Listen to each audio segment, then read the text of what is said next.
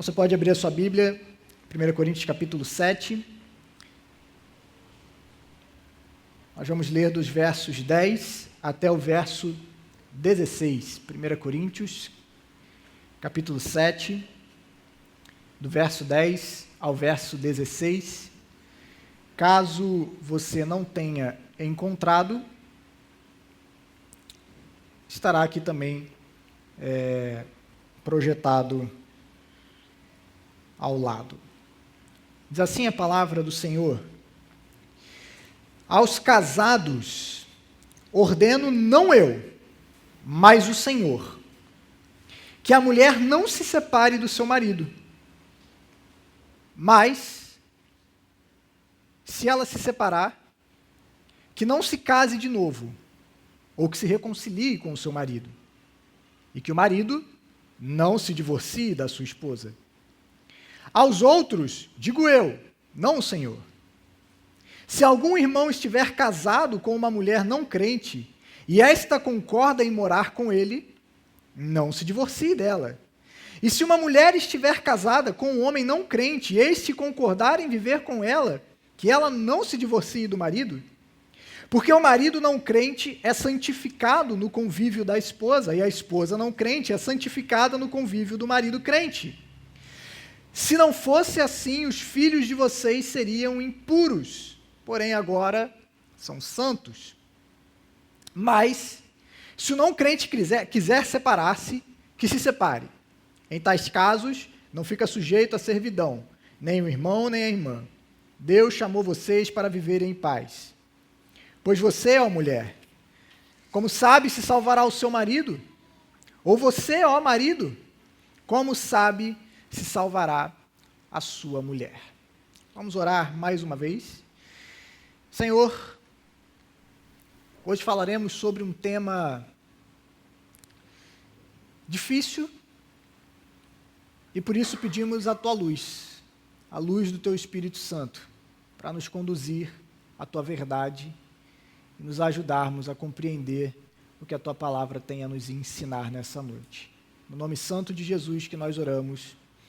Amém. Como eu falei na oração agora, hoje a gente vai tratar de um tema desconfortável, um tema que não é muito agradável de se falar. Não é um tema que enche auditórios e que as pessoas vão sempre dispostas a ouvir o que tem a se dizer a respeito desse assunto. É o tipo de assunto que dificilmente, eu confesso para vocês, eu escolheria para pregar de livre e espontânea vontade. Mas o faço porque esse é o desafio de pregar expositivamente, como a gente tem pregado aqui. Pregar a palavra de Deus de maneira sequencial. Pegar um livro e expor ele do início ao fim. A gente precisa lidar com algumas passagens que são difíceis de interpretar. A gente precisa lidar com algumas passagens que trocam em temas difíceis de compreender, temas sensíveis para a nossa sociedade. Isso é um grande desafio para nós. E a pregação expositiva, ela nos desafia a pregar textos que geralmente são evitados. Geralmente a gente gosta de pregar no filho pródigo, ou em outras passagens que são bonitas, mas a Bíblia tem passagens difíceis também. E se a gente ignora essas passagens difíceis, a gente permanece na imaturidade. Nós, aqui na CBI, pregamos esses textos difíceis porque nós acreditamos no que Paulo disse a Timóteo: toda a Escritura é inspirada por Deus e útil para o ensino, para a repreensão, para a correção, para a educação na justiça, a fim de que o servo de Deus seja perfeito e perfeitamente habilitado para toda boa obra. Toda a Escritura é inspirada por Deus e útil para o nosso crescimento, para o nosso amadurecimento como cristãos. Não só as partes agradáveis, não só as partes legais, não só as partes que deixam o nosso coração quentinho, mas as partes difíceis também são úteis para o nosso crescimento, para o ensino na justiça, para a correção, para a repreensão, para nos parecermos mais com Cristo.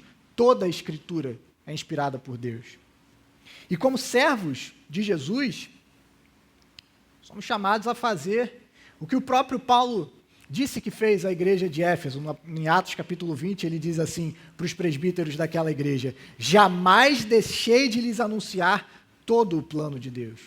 Isso é o que nós somos chamados a pregar domingo após domingo. Não só as passagens legais, mas todo o plano de Deus, o que Deus tem a nos ensinar de modo completo. E além disso, a nossa série em 1 Coríntios se chama Igreja Madura. Como temos defendido aqui, só podemos nos tornar cristãos maduros quando somos desafiados pela palavra de Deus e somos moldados pela palavra de Deus. E isso envolve a maneira como nós pensamos sobre textos que tratam assuntos desconfortáveis. E o tema que a gente vai falar hoje é um desses temas. Hoje a gente vai falar sobre divórcio. Não é a primeira vez que a gente fala sobre isso na nossa igreja. Na nossa exposição sobre o Sermão do Monte, nós já falamos sobre esse assunto. Então hoje a gente vai relembrar alguns conceitos e olhar algumas outras coisas também a respeito do contexto na igreja de Corinto. Então, só lembrando para vocês o contexto do capítulo 7 que a gente está expondo agora, se você se recorda, Paulo, nesse momento, a partir do capítulo 7, ele passa a responder uma correspondência, uma carta que havia sido enviada da parte da igreja de Corinto para o apóstolo. Muito provavelmente, essa carta, os coríntios estavam questionando a posição de Paulo a respeito de alguns assuntos que Paulo já havia tratado anteriormente com eles, provavelmente numa outra carta que ele se refere também, que havia enviado para essa igreja. Então, a igreja de Corinto recebeu essa carta anterior à nossa 1 Coríntios, onde Paulo tratou de alguns assuntos que a gente não sabe, essa carta a gente não tem acesso a ela, e parece que esses irmãos escreveram questionando Paulo sobre a postura dele em alguns tópicos, questionando a autoridade de Paulo, questionando a maneira como ele lidava sobre alguns assuntos. Provavelmente, um desses assuntos era o casamento. Várias questões a respeito do casamento, que é o que Paulo está respondendo. O primeiro tópico que Paulo está respondendo dessa carta, um tópico longo, que pega todo o capítulo 7, que é um dos maiores capítulos dessa carta, onde Paulo vai responder várias questões sobre casamento. E, aparentemente, os coríntios eles estavam muito confusos em relação à sua teologia. E isso, inclusive, estava se refletindo nos matrimônios no meio daquela igreja. Ao que tudo indica, a visão equivocada que eles tinham a respeito de si mesmos, vocês vão lembrar lá nos nossos primeiros sermões, qualquer coisa você pode ir lá no YouTube e revisitá-los, que essa igreja tinha uma visão muito elevada de si mesmo, a respeito da sua espiritualidade e da sua sabedoria. Uma das razões disso era por conta da presença, da manifestação dos dons carismáticos no meio daquela igreja. Isso fez com que eles passassem a olhar a si mesmos e imaginassem que já estavam vivendo uma espécie de vida elevada, uma espécie de vida mais santificada, uma espécie de vida onde eles já estivessem experimentando o fim dos tempos, um céu na terra, uma espécie de realidade como se já fossem quase como anjos. Isso levou até mesmo alguns membros a afirmarem que era necessário se abster de relações sexuais dentro do casamento. É o primeiro tópico que Paulo toca no capítulo 7. Mas, ao que parece, algumas pessoas estavam indo além e defendendo que os membros da igreja deveriam se divorciar, separar-se dos seus cônjuges, especialmente aqueles que tinham cônjuges incrédulos. E a gente vai entender o porquê. Se você é um ouvinte atento da nossa série de sermões que a gente tem pregado até aqui, você já reparou que uma teologia ruim causa muito problema, né? Você já reparou que temos uma visão equivocada de Deus, temos uma visão equivocada da salvação, temos uma visão equivocada da igreja, temos uma visão equivocada da nossa identidade em Cristo. Causa muitos problemas. Problemas sérios, problemas práticos. A gente já viu quantos assuntos Paulo já teve que corrigir no meio dessa igreja. Assuntos que eram teológicos em essência, mas que refletiam na maneira como esses irmãos tratavam uns aos outros, na maneira como esses irmãos lidavam uns com os outros, na maneira como eles estavam enxergando o casamento. Então, uma teologia ruim nos leva a viver uma vida ruim, nos leva a viver uma vida confusa, nos leva a viver uma vida onde nós não estamos de acordo com o que Deus revela na sua palavra, mas com todo tipo de confusão. E é por isso que precisamos nos tornar cristãos maduros, como Paulo diz em outras cartas, para que a gente não seja levado como crianças inconstantes por qualquer vento de doutrina, por qualquer falso ensinamento. A gente precisa conhecer a palavra de Deus por conta disso. E a igreja de Corinto que o diga, né? Que uma teologia confusa gera confusão no meio da igreja. Se você olhar para a nossa realidade, também, quantas igrejas não vivem de maneira tão confusa, porque baseiam toda a sua prática, não na revelação de Deus, mas em conceitos que fluem de outras fontes de autoridade, seja uma pessoa, seja uma ideia, seja algum outro tipo de revelação. Infelizmente, isso gera muita confusão, muitos problemas e, em muitos casos, desencaminha muitas pessoas da igreja, ferindo, gerando traumas, gerando dores, porque, infelizmente, passamos a viver de modo que não condiz com o que a palavra de Deus nos chama a viver, mas com a sabedoria do mundo, com a sabedoria do homem. Então, sobre esse assunto do casamento, especificamente essa situação no qual alguns membros estavam basicamente incentivando que ocorresse uma espécie de divórcio em massa no meio da igreja, para que eles pudessem verdadeiramente ser santificados e viver uma vida pura, Paulo escreve especialmente tendo dois grupos em mente.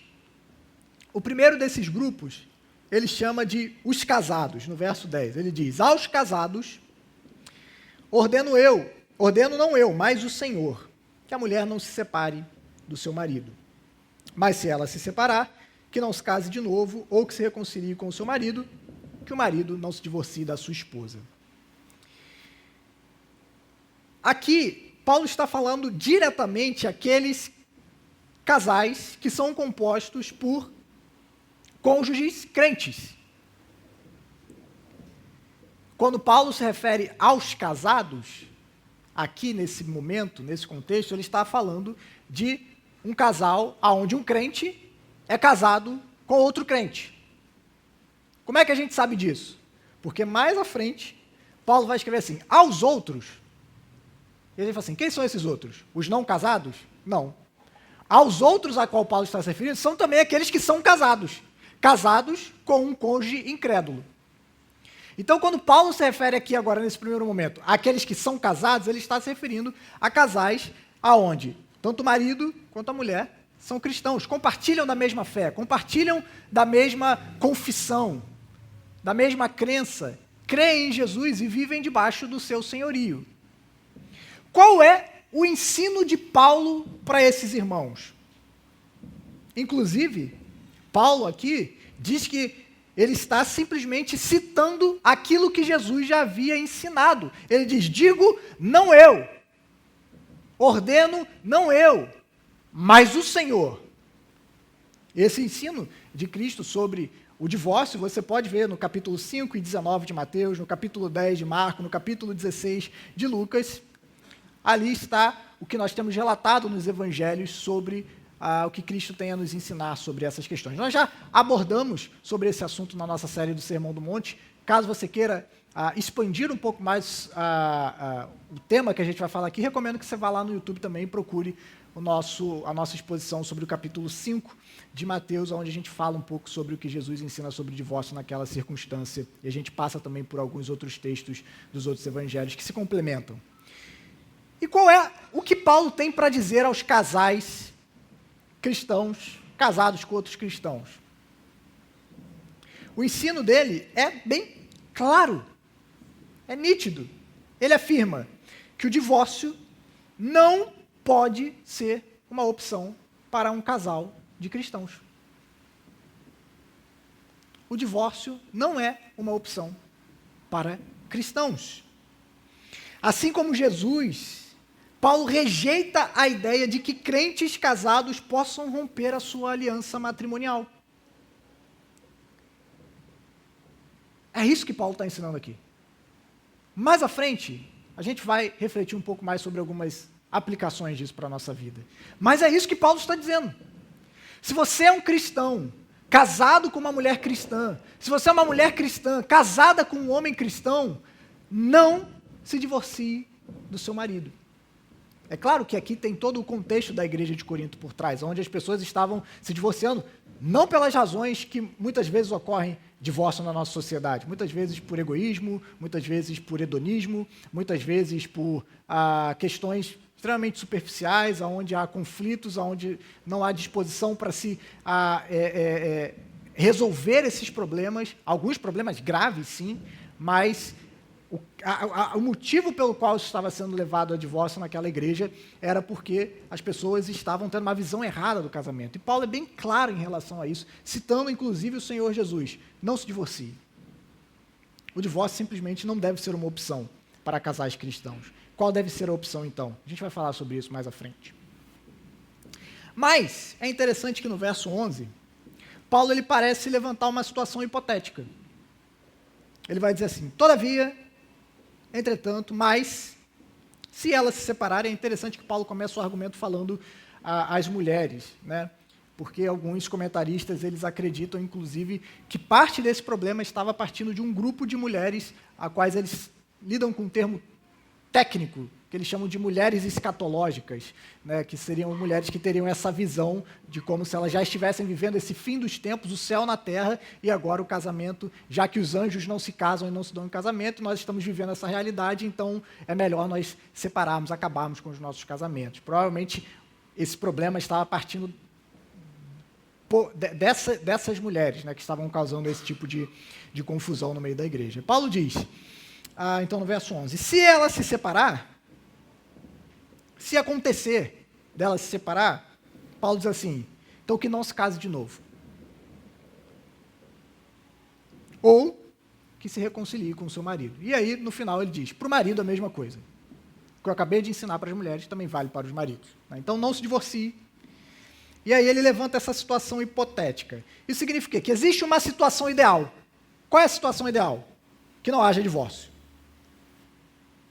E especificamente nesse contexto específico, parece haver uma alternativa que Paulo está levantando como hipótese que seria admissível, mas não ideal.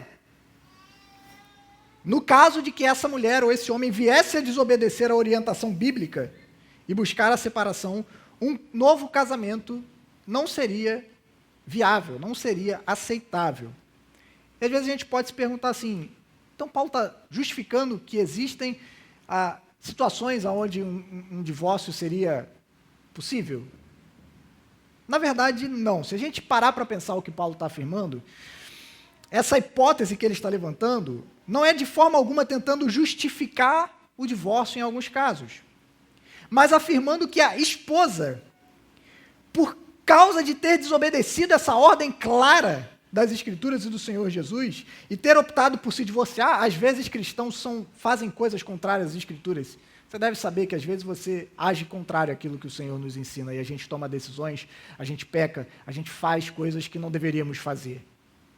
Então Paulo está dizendo, se essa irmã ou esse irmão quiser se divorciar, ela não deveria depois usar o fato de que agora já não está casada para se casar com uma outra pessoa. Então, tipo assim, vou me divorciar para buscar uma santidade. Paulo está dizendo, não faça isso. Mas se você desobedecer essa ordem e pecar nesse sentido, que a pessoa poderia pensar, me divorciei e chega lá na frente, quer saber, mudei de ideia, então vou me casar com outra pessoa. Paulo diz, não. Você não deve fazer isso. Por que não deve fazer isso? Porque, segundo o ensino de Jesus, o ensino do qual Paulo agora está de acordo, esse novo casamento se configuraria em uma relação adúltera, em adultério. Por isso não seria permitido um casamento, porque Paulo não deseja que aqueles irmãos vivam dessa forma. Então ele está dizendo, se essa irmã deseja viver a vida de casado, então que se reconcilie com o seu marido. Que ela volte à vida com o seu marido e o marido com a sua esposa. A possibilidade de viver uma vida de casamento seria a reconciliação com o marido nesse caso. Esse ensino também se aplica no caso dos homens, obviamente. E é importante a gente entender o contexto no qual isso está sendo ensinado. Por isso que às vezes é difícil a gente pegar esse contexto específico e aplicar para situações atuais.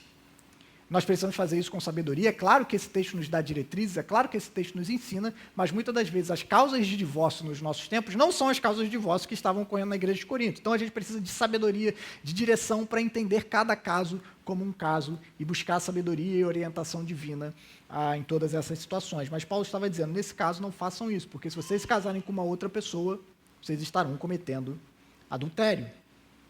É o que Paulo ensina nesse trecho. E aí no verso 12, então, ao verso 16, Paulo vai dizer, aos outros, como eu já expliquei para vocês, os outros nesse contexto fica claro que são aqueles que são casados com cônjuges descrentes, e não, por exemplo, os não casados, ou solteiros, ou viúvos, que Paulo já, de certa forma, tratou com eles anteriormente, e vai tratar mais à frente também. Então, aos outros aqui, seria aqueles que são casados, mas com um cônjuge descrente. E é interessante que Paulo diz assim, digo eu, não o Senhor. E aí a gente pode falar assim, então quer dizer, tá vendo? Que a gente falou, comecei falando que toda a Bíblia é inspirada, mas Paulo está dizendo, não é o Senhor que está dizendo, sou só eu, é só Paulo que está dizendo. Significa que o que Paulo está dizendo aqui agora não é autoritário para nós como palavra de Deus? Óbvio que não. O que Paulo está fazendo é simplesmente dizendo que agora ele não está citando Jesus. Naquela situação anterior, nos versos anteriores, é como se Paulo estava dizendo, estou citando a Jesus, abre aspas, citação, norma BNT, e está dizendo, Jesus ensinou isso. Agora Paulo está dizendo, digo eu, não é Jesus que está dizendo isso. Por que não é Jesus que está dizendo isso? Porque o contexto ao qual Paulo vai lidar agora não é um contexto que estava abarcado no ensino de Jesus. Jesus estava falando para o povo judeu, especificamente aos fariseus e aos seus discípulos, que eram judeus, onde essa possibilidade de um casamento misto, vamos dizer assim, de um judeu com um gentio, era praticamente nula. Então o ensino de Jesus não estava contemplando essa realidade, porque era um escopo limitado dentro daquilo que Jesus estava ensinando. Então por isso que Paulo está dizendo, nesse contexto aqui, eu estou trazendo isso para vocês, mas isso significa que não é autoritativo o que Paulo está dizendo? Claro que não. Significa exatamente o contrário. Paulo é o apóstolo de Jesus. O que Paulo diz é palavra de Jesus. O que Paulo escreve é palavra de Jesus. Tem algumas pessoas que tendem a achar que Jesus e Paulo dizem coisas diferentes. Tem algumas pessoas, inclusive, que afirmam que Paulo inventou o cristianismo. Jesus não disse nada disso que Paulo diz.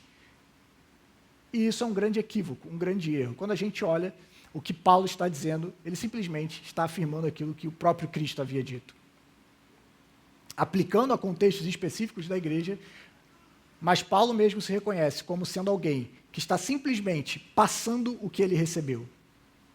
Passando o que ele recebeu.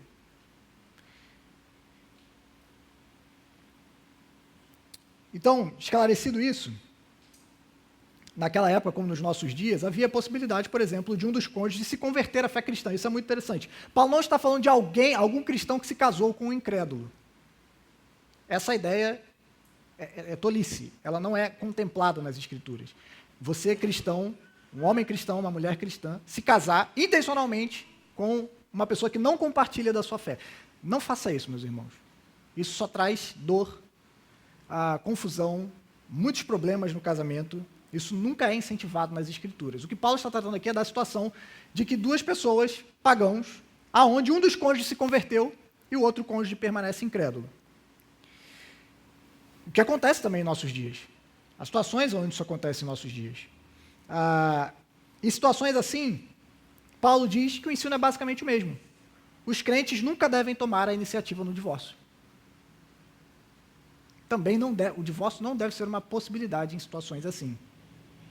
E provavelmente Paulo está precisando lidar com esse assunto especificamente, fazendo essa diferenciação entre casais crentes e casais, vamos chamar assim, mistos, porque é possível que os coríntios estivessem argumentando até mesmo com base em um entendimento errado em um ensino anterior de Paulo. Você pode ver no capítulo 5, verso 9 onde Paulo fala sobre não se associar com os impuros ou os descrentes. E aí Paulo parece no capítulo 5, ele precisa dizer o seguinte: quando eu estou falando isso, eu estou falando que vocês não devem se associar com aqueles que, se dizendo irmãos, agem de maneira como se fossem pessoas que não são cristãs. E ele vai dizer, porque se fosse assim, vocês deveriam sair do mundo. Se não fosse para vocês terem relações com incrédulos, vocês deveriam sair do mundo. Se você não pudesse fazer um negócio, comprar, ter um amigo, frequentar a casa de alguém que não compartilha da mesma fé, vocês deveriam sair do mundo. Então não é isso que eu estou falando. Mas provavelmente eles entenderam dessa forma. E você sabe que isso aplicado ao casamento, o que isso gerou, qual a ideia que isso gerou no meio dessa igreja, já muito confusa em relação às suas ideias teológicas, que no casamento em que aquele cônjuge que se converteu e o seu marido ou a sua mulher permanece incrédulo, para eles, essa associação, a mais íntima possível, aonde um casal está compartilhando leito matrimonial, o incrédulo contaminaria o crente nessa relação. Por isso, então, ainda mais nesse caso, eles deveriam se divorciar. E o que Paulo diz sobre isso? Não se divorcie. E ele vai dar uma razão, que aparentemente pode ser um pouco difícil da gente entender o que Paulo está dizendo aqui. Veja comigo no verso 14. Paulo vai dizer assim, porque o marido não crente é santificado no convívio da esposa, e a esposa não crente é santificada no convívio do marido crente. Se não fosse assim, os filhos de vocês seriam impuros, porém agora são santos. Se a gente ler num primeiro momento, a gente poderia se perguntar, Mateus, você está dizendo então que se uma mulher cristã é casada com um homem incrédulo, aquele homem é salvo por causa da fé daquela mulher? Ou vice-versa, ou o contrário, a mulher incrédula é salva por causa da fé, ele é santificado? Como assim? Uma vez que, principalmente em Paulo, santificação tem muito a ver com o sentido ético, moral. Mas, especificamente nesse contexto, a ideia de santificação não é tão ligada à santificação, purificação da alma daquela pessoa incrédula. Isso não está nem em jogo, porque senão Paulo não teria por que o verso 16 está aqui, no final do capítulo, Paulo diz, porque como você, mulher, sabe se salvará o seu homem, ou você, marido, sabe se salvará a sua mulher. Então, a ideia de santificação aqui não pode ser a ideia de salvação, porque não faria sentido. Então, o que Paulo está dizendo? Que o esposo não crente é santificado no convívio com a esposa crente e a esposa não crente é santificada no convívio com o marido crente. Inclusive contrário ao pensamento deles, né? Eles acreditavam que o marido incrédulo, a esposa incrédula, contaminaria o marido crente e a esposa crente. Paulo está dizendo que é exatamente o contrário, é o marido crente que santifica o incrédulo. E como eu falei, é claro que aqui santificação não tem sentido ético, de salvação, mas de separação de fato. A gente sabe que a palavra santo significa alguém que foi separado.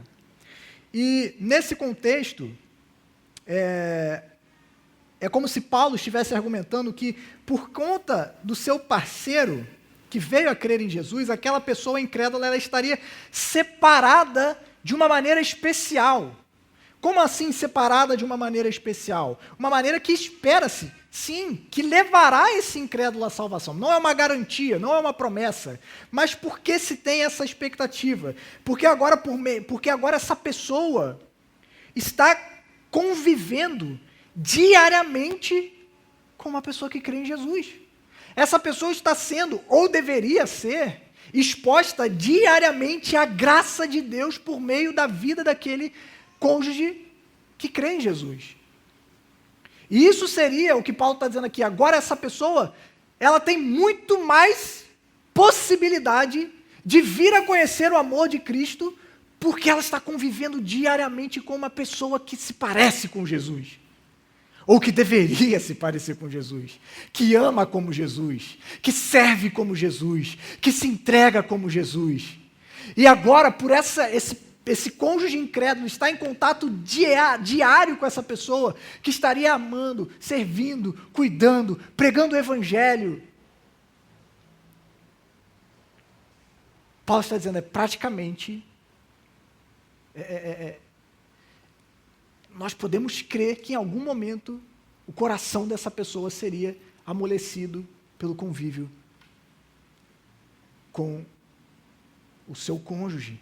É isso que Paulo está dizendo sobre ser santificado, também sobre os filhos. Que agora essas pessoas estão numa condição separados de maneira especial.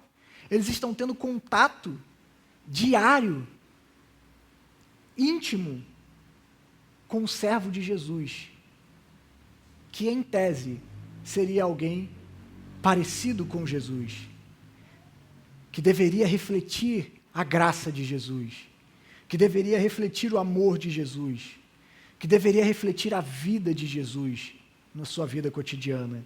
E agora essa pessoa está exposta a esse tipo de convívio diariamente. Mas Paulo diz, todavia, caso o divórcio venha do descrente, se o descrente olhar e falar assim, agora que você se converteu, quer saber? Eu não quero mais continuar esse casamento, não. Em caso de abandono, por exemplo, do casamento por parte do incrédulo, Paulo diz, você pode aceitar o divórcio. Nesse caso, se há o abandono do casamento por parte do incrédulo, onde a pessoa que não se converteu, ela olha para aquele irmão, para aquela irmã e diz assim, por causa da sua conversão, porque agora você é um discípulo de Jesus, eu não quero mais continuar casado com você. Paulo diz, vai, pode deixar ir. Algumas questões, se nesse caso Paulo está falando que, então nesse caso há a possibilidade de um novo casamento, não necessariamente. Por que não? Porque nem na situação anterior, nem nessa questão, Paulo tem em vista o contexto de um novo casamento.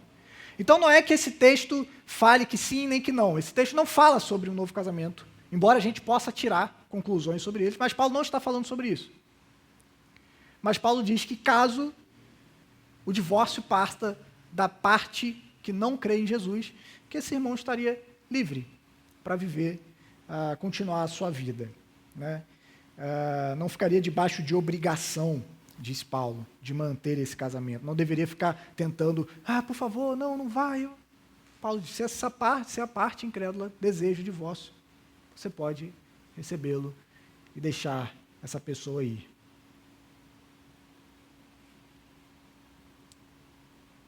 E aí, no final, verso 16, Paulo explica o que significa a santificação do incrédulo, mais uma vez. Ele diz, pois você, ó mulher, como sabe se salvará o seu marido, ou marido, como sabe se salvará a sua mulher? Aqui deixa claro que Paulo está falando que a santificação não seria a salvação, e nem que o casamento é uma promessa de que essa pessoa será salva, mas é uma grande oportunidade para o evangelismo. É uma grande oportunidade para orar, evangelizar, servir e amar, seja em palavras, seja em ação. Como o texto da leitura que a gente leu hoje, da nossa leitura coletiva. Lembra que Pedro fala, esposas, que vocês ganhem os seus maridos pela maneira como vocês vivem. Por terem um coração cuja beleza não está baseada nas coisas exteriores, mas em um coração como o de Cristo. Em uma vida que reflete a Jesus, em uma vida que glorifica a Jesus, que ama, serve, cuida como Jesus. Um coração misericordioso, um coração pacificador, um coração perdoador, um coração compassivo, um coração paciente, um coração que dá outra face, um coração que caminha mais uma milha, para que por meio da sua vida e por meio das suas palavras, o seu marido seja ganho, seja salvo. E é esse o ensino de Paulo sobre o divórcio aqui. Ele é bem claro. Basicamente, Paulo está dizendo, meus irmãos, é um mote nesse capítulo 7, permaneçam como vocês estão. Se vocês foram chamados casados, permaneçam casados. Ele vai falar um pouco sobre isso mais à frente. Mas eu quero tirar algumas aplicações para nós. Pelo menos para 4 grupos eu quero trazer algumas aplicações. Para aqueles que são solteiros, para aqueles que são casados, para aqueles que são casados com um cônjuge não cristão e aos divorciados. Eu quero trazer algumas aplicações sobre esse texto que nós podemos pensar. Em primeiro lugar, eu queria falar aos solteiros.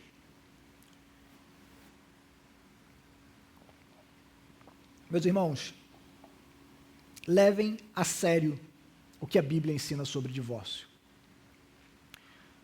Não é, e nem deveria ser uma opção para um cristão. Leve a sério o que a Bíblia diz sobre divórcio, mesmo antes de se casar, inclusive antes de se casar. ele não deve ser uma opção para a vida de cristãos genuínos que desejam viver de acordo com Cristo. O divórcio ele não é uma opção caso as coisas não saiam como esperado. Pelo menos não deveria ser. Como eu falei, existem casos e casos, existem situações de fato aonde pessoas pecam de maneira tão absurda contra o outro que talvez o divórcio possa ser a única saída naquele momento. Mas ainda assim não é desejável. Por quê? Porque segundo o que Jesus ensina, e eu vou falar sobre isso mais à frente, até nesse caso, a causa do divórcio é sempre por causa do pecado. Até nesse caso, a causa do divórcio é sempre por causa do pecado. Todo divórcio acontece por causa do pecado. Porque nós pecamos uns contra os outros e não conseguimos nos reconciliar uns com os outros. O pecado sempre torna tudo mais difícil. O pecado sempre torna tudo mais confuso, inclusive nos nossos casamentos. O pecado às vezes faz a gente cometer erros, o pecado às vezes faz a gente cometer tolices. Por isso a gente precisa levar, se você é solteiro, leve a sério o que Jesus ensina sobre isso, que Paulo ensina sobre isso. Eu digo para você, a decisão mais importante da sua vida, depois de seguir a Jesus, é a pessoa que você vai escolher para passar o resto da sua vida ao seu lado.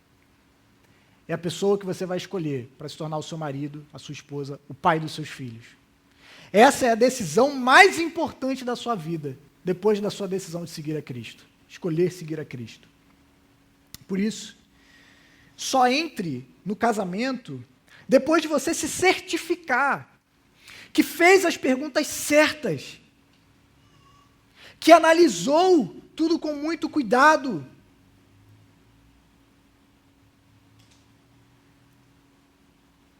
que você pediu discernimento ao Senhor, você esteve atento aos sinais importantes durante o casamento, durante o namoro, durante o noivado.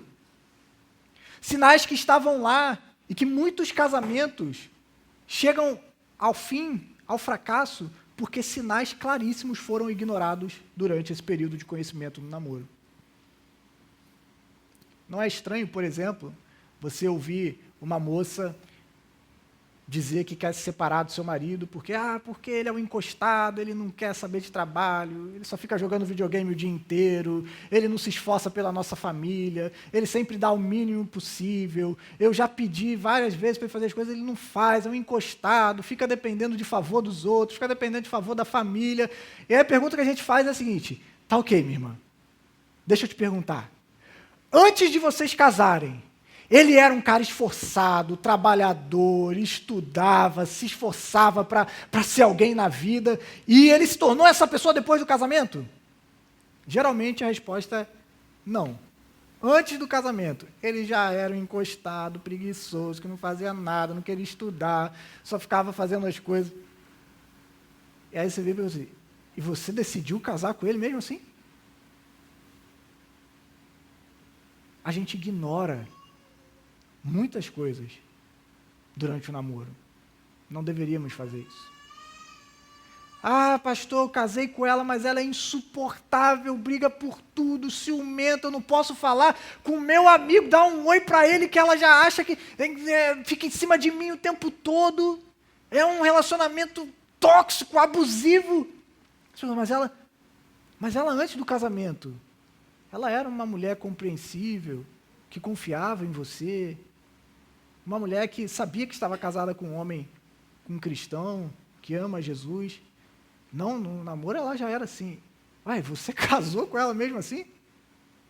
E pior, você casou com ela e ainda teve filho com ela. Você casou com ele e ainda teve filho com ele. Então, leve a sério. Meus irmãos, analise bem durante o namoro. Peça conselho.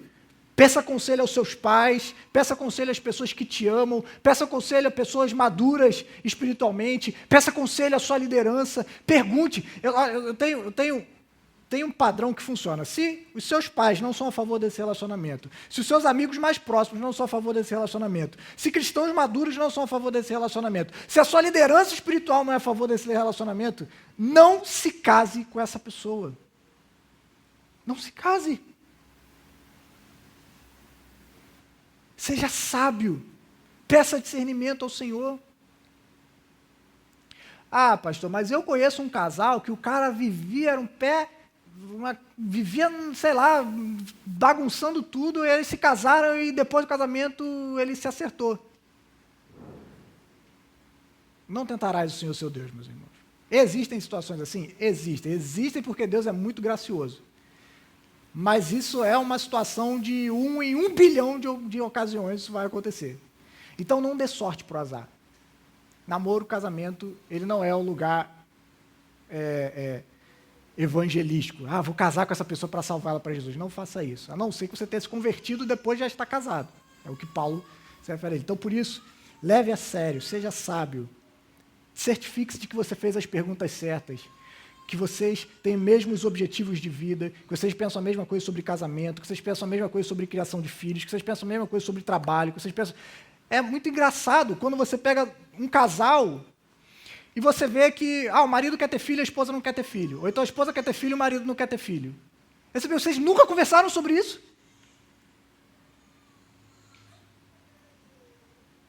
A gente quer se separar porque eu quero ter filho e ele não quer ter filho. E vocês nunca falaram sobre isso, pelo amor de Deus. A gente quer se separar porque o sonho dele é morar fora do país, estudar e fazer uma carreira lá. E o meu sonho é ficar perto da minha família, morar no Brasil. Eu não quero sair daqui. Vocês nunca conversaram sobre os seus sonhos? Vocês nunca pararam para ver que às vezes alguns objetivos de vida são incompatíveis, não vão dar certo? Então, se você está solteiro, meu irmão, não deixe para conversar sobre essas coisas depois do casamento.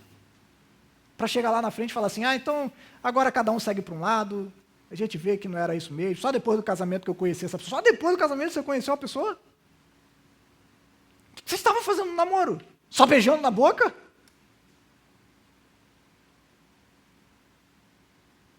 Não faz sentido. Então, tenham cuidado, porque o divórcio ele não deve ser uma opção para nós, meus irmãos. Se você tomando cuidado, às vezes você pode de fato descobrir que você casou com uma pessoa que não era quem ela parecia ser durante o namoro. Imagine se a gente não é cuidadoso. Então, aos solteiros, levem a sério o que a Bíblia diz sobre esse assunto.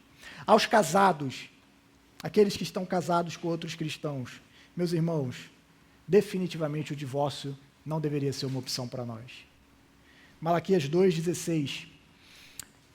O profeta diz, porque o Senhor, o Deus de Israel, diz que odeia o divórcio. Uma das outras razões pela qual nós não deveríamos buscar o divórcio é porque Deus odeia o divórcio. Isso é algo muito sério. O divórcio, ele é sempre, em todas as circunstâncias, resultados de corações que foram endurecidos pelo pecado.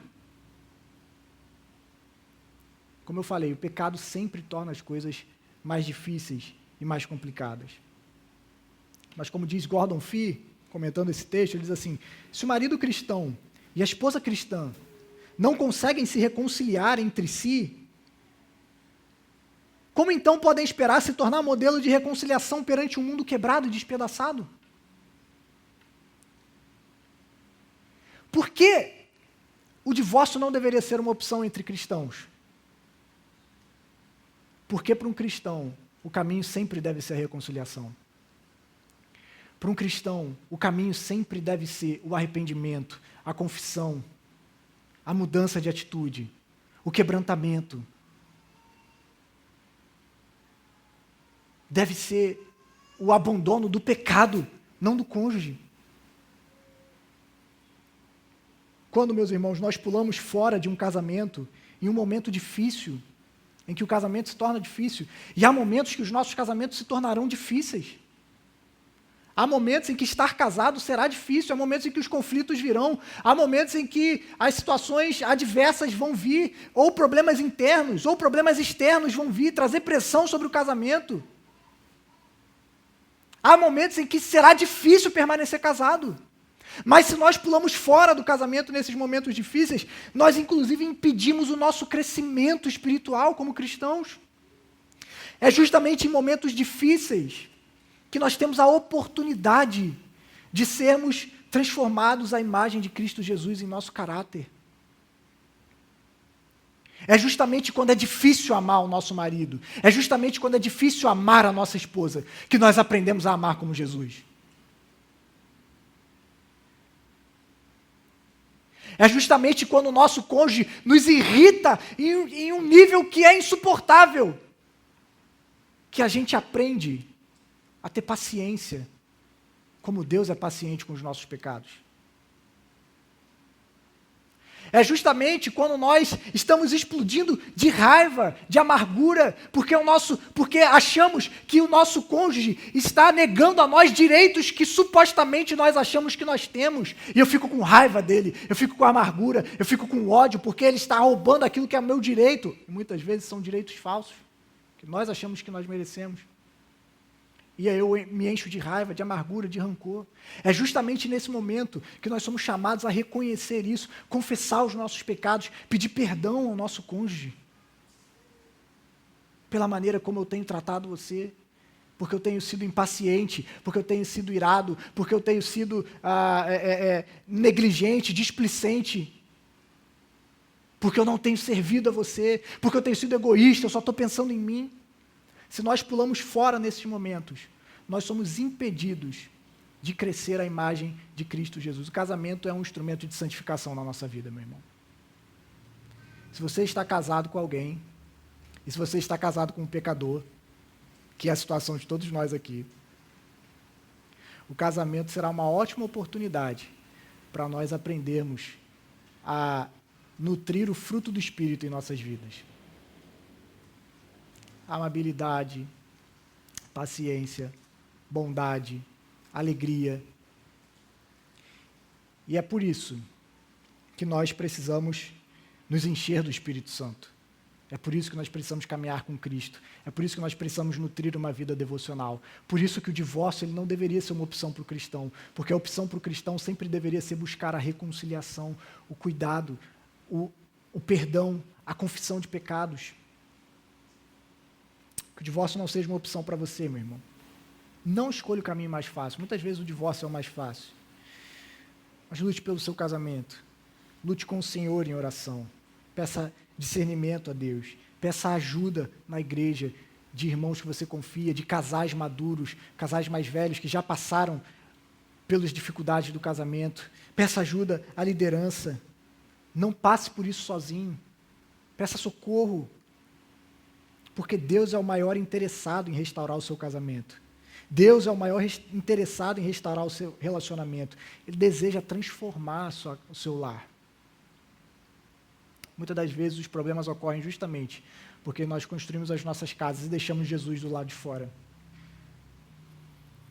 Mas assim como Jesus, no livro de Apocalipse, estava às portas daquela igreja, batendo e dizendo, suas portas e batem. Se quem abrir a porta, eu entrarei e cearei com ele, ele ceará comigo. Jesus também deseja que nós abramos as portas dos nossos lares para que ele entre e transforme o nosso caráter, transforme o nosso lar, transforme a nossa família.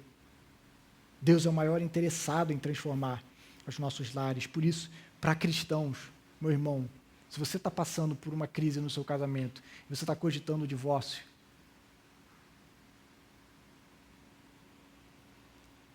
que você busque forças em Jesus para que tenha condições de fazer aquilo que a gente abriu o culto e falamos sobre isso. Amar a Deus e amar o próximo. E não há próximo mais próximo a nós do que o nosso marido e a nossa esposa. Quando a Bíblia diz que a gente deve amar o nosso próximo, isso significa que a gente deve amar o nosso marido e a nossa esposa como a nós mesmos. Então, não desista do seu casamento. Aqueles que são casados com não cristãos, perseverança, meu irmão, perseverança, minha irmã. Ore e haja para que a sua presença no seu lar seja sempre uma manifestação visível da graça de Deus para o seu cônjuge. Seja por palavras, seja por ações. Para que a sua presença dentro do seu lar seja um bálsamo dentro da sua casa. Seja de fato a presença de Cristo dentro da sua casa. Encha-se do Espírito Santo. Busque auxílio em Deus. Pregue o Evangelho, não sendo aquele chato, mas pregue o Evangelho com suas palavras, pregue o Evangelho com as suas ações, amando perdoando, dando a outra face, caminhando mais uma milha, sendo paciente, sendo perseverante, servindo de modo abnegado, colocando o outro em primeiro lugar,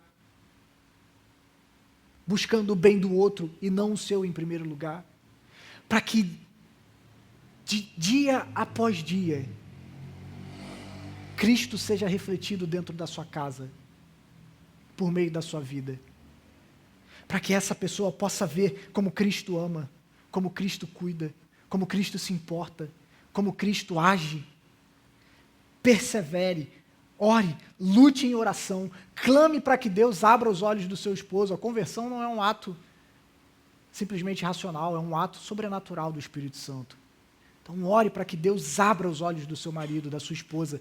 Ore para que Deus opere na vida dele e para que você seja esse instrumento dentro da sua casa, para que você haja com sabedoria, para que você haja com humildade, para que você haja com um amor abnegado, com um serviço sacrificial, como Cristo nos chama a fazer, para que dia após dia sua esposa, seu marido, seus filhos sejam expostos à graça de Deus através da sua vida.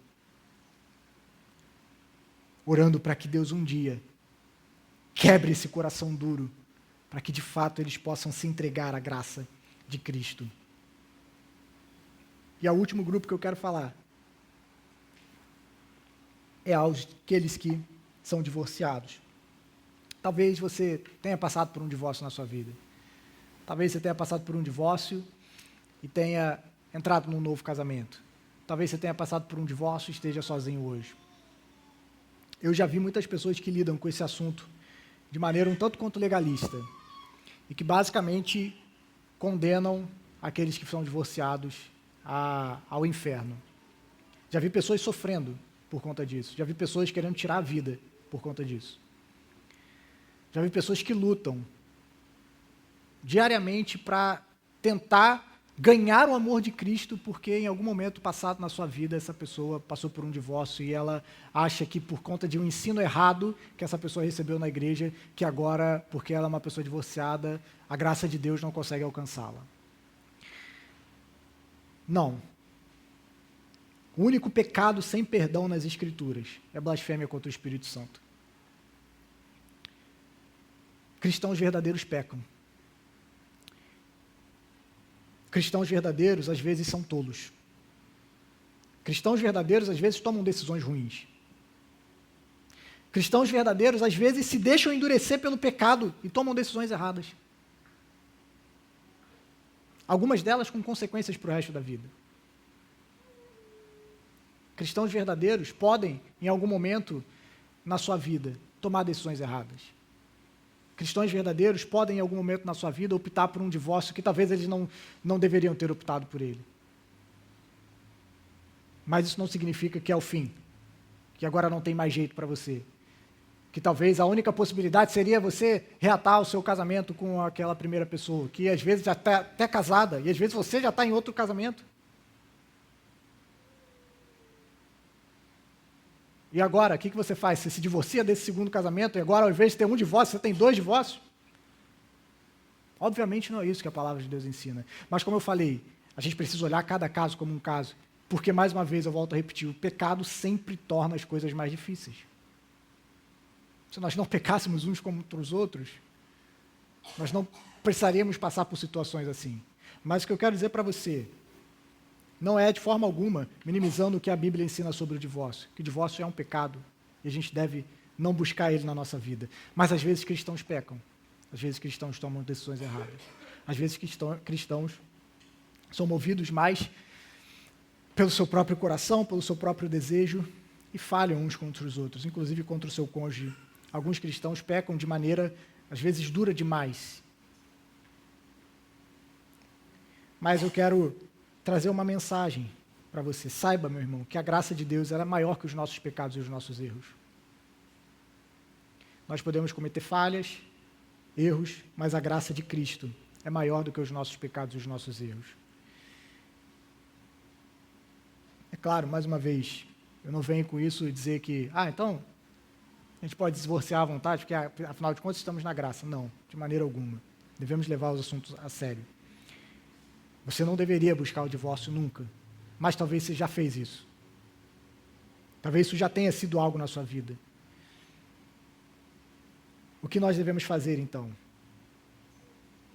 Se você olha para essa situação na sua vida e reconhece que foi um erro, sim, eu fui imaturo, eu fui tolo, eu não amei minha esposa como eu deveria amar, eu não amei meu cônjuge, meu marido como eu deveria amar, eu pensei só em mim, eu fui egoísta, eu fui individualista, ou então eu não consegui perdoar, eu fui incapaz de perdoar uma falha, eu fui incapaz de perdoar alguma atitude que a pessoa tinha constantemente contra mim, mas eu olho para isso e eu percebo, a partir das Escrituras, que eu talvez deveria ter lutado mais.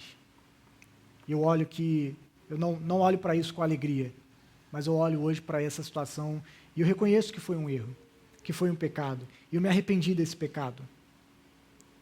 Se você, de fato, passou por essa situação, e você reconhece que foi um erro, que foi um pecado, do qual você se arrepende, meu irmão, nenhuma condenação há para aqueles que estão em Cristo Jesus.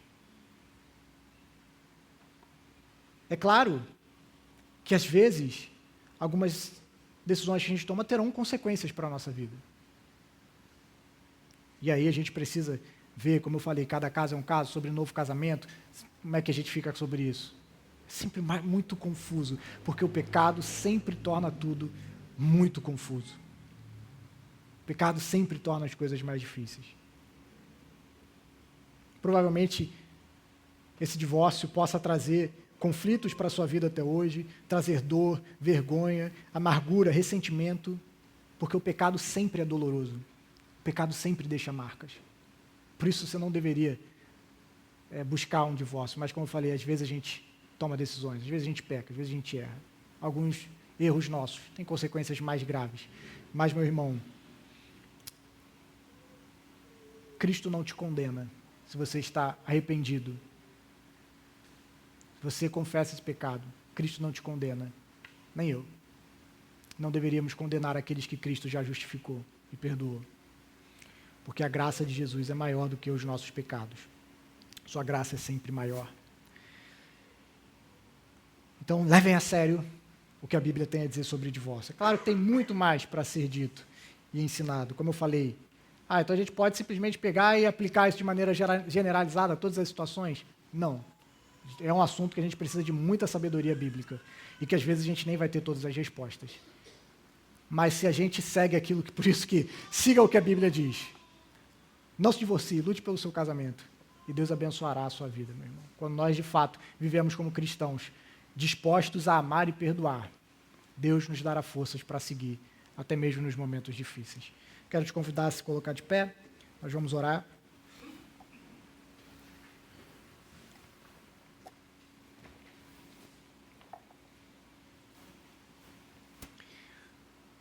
E logo em seguida nós vamos cantar ao Senhor.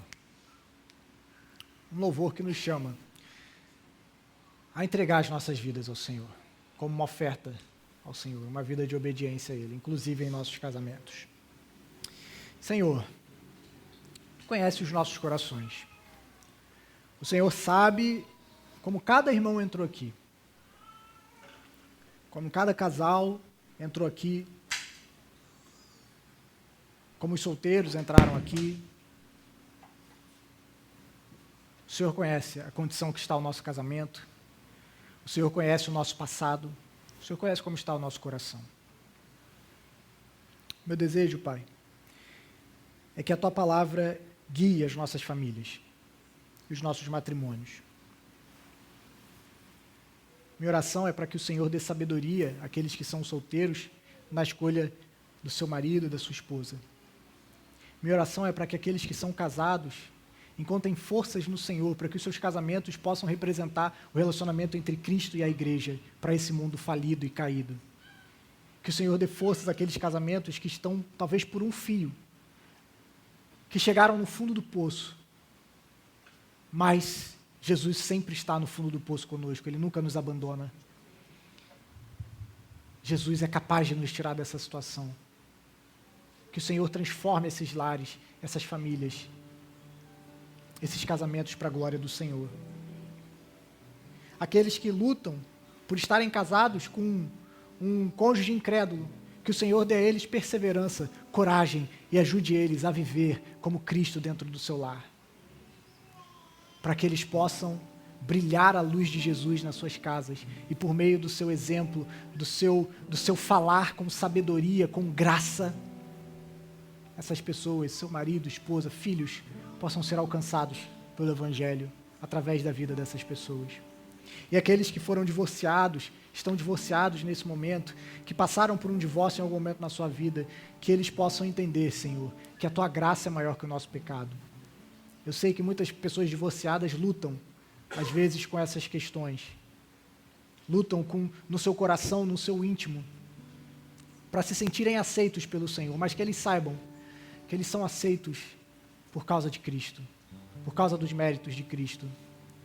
Que eles entendam, Pai, que não há condenação para aqueles que estão em Cristo Jesus. Apesar de, às vezes, cometermos erros grandes, fazermos grandes tolices na nossa vida, com grandes consequências, ainda assim, Cristo nos recebe com graça. Cristo nos recebe de braços abertos. Todo pecador arrependido, Jesus o abraça e diz: não há condenação para você, meu filho. Vai e não peques mais. Vai e não peques mais. Viva para a glória de Deus. Que essas pessoas possam viver a verdadeira liberdade que o Evangelho nos proporciona. E que, em todo caso, o Senhor nos ajude como igreja a vivermos a sabedoria da Tua palavra, Pai. Porque na Tua palavra a verdadeira sabedoria. A vida em seguirmos os Teus mandamentos, Deus. Eles não são um fardo para nós. Para aqueles que estão em Cristo, os Seus mandamentos não são pesados. Mas eles são fonte de alegria. Para as nossas vidas, para os nossos casamentos, para as nossas famílias. Por isso nos ajude, Pai, a amarmos o Senhor sobre todas as coisas, para que possamos viver de modo agradável ao Senhor. E amando ao Senhor sobre todas as coisas, ajuda-nos a amar o nosso próximo como a nós mesmos, inclusive aquele próximo mais próximo de nós, nosso marido, nossa esposa, nossos filhos, para que os nossos lares sejam, Deus, um refúgio da Tua graça.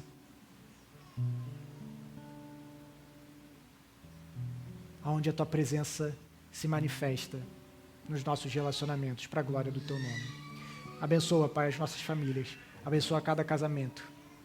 Em nome de Jesus. Amém.